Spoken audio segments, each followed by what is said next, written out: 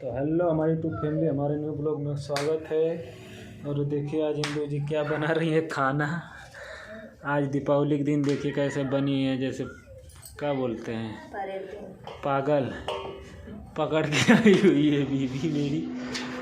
और भाई कमर में दर्द ज़्यादा हो रहा है। और देखिए क्या लगा कर काम कर रही हैं आज।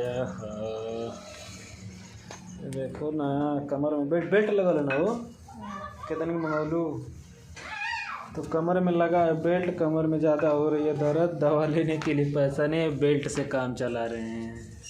कहो